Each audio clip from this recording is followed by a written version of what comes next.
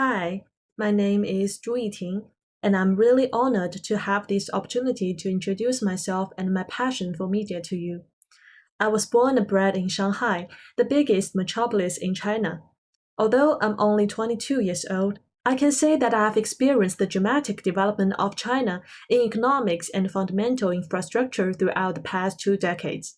However, it is sad to witness China's media, especially the Chinese film industry, being in a totally opposite development trend. During my undergraduate studies at Chongqing University, I attended an inspiring course, Female Films and Literature, in which I was so amazed by the boldness of Chinese films in the 1990s in reflecting on social reality. This old Chinese film starkly contrasted with the extreme homogenization of Chinese films at present. Nowadays, only theme films with an underlying value of allegizing patriotism and the CPC can get the most investment, schedule, and views. But most of them are so monotonous and conservative. As a super fan of films, I'm really disappointed by the status quo of Chinese film's global communication. So, after coming such a long way, I have determined it my lifetime course to devote myself to better communicating Chinese film to the world. To explore the reasons why Chinese films are at a disadvantage in exporting to the global markets compared with Korea and Japan, I conducted a questionnaire, performed statistical analysis, and found out that the Chinese film industry has a politicized feature under strict censorship. What's more, the politicized influence is invisible to some extent. In most cases, they don't have to really take effect before the screen producers consciously keep their distance from the political red lines, choosing to make patriotic films with guaranteed feedback.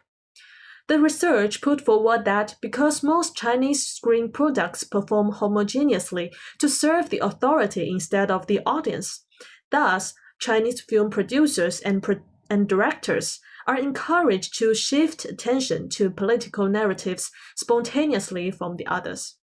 However, my internship experience as an assistant journalist at Xinhua News Agency, one of China's leading official media, changed my assumption that China is now full of producers who only make films with strong patriotic themes. In November 2021, I interviewed the film creators of To the Bright Side, the first Chinese picture book film, mainly focusing on expressing China's diverse lifestyle and regional culture.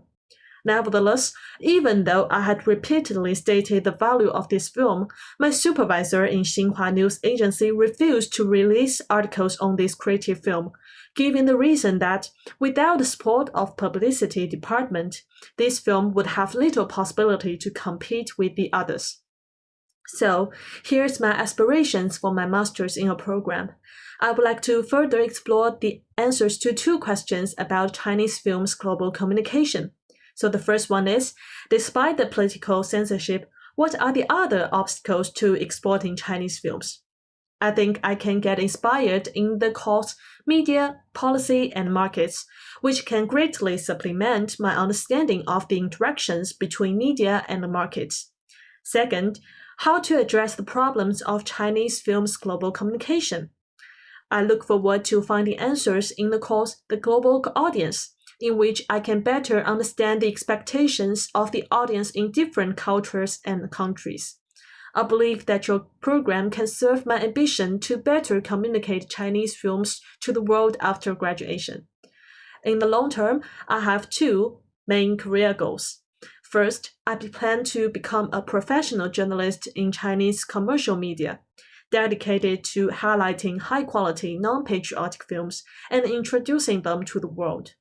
And the next step is, after a few years of familiarizing the media field, I would throw myself into the career of setting up an independent system of non-patriotic films, establishing a diverse reward mechanism to form a pluralistic state in the Chinese film industry in the future. So that's all for my presentation. I really appreciate your consideration of my application. I would be really grateful if you could offer me a place to study global media and communication in the University of Warwick. Thank you for your attention.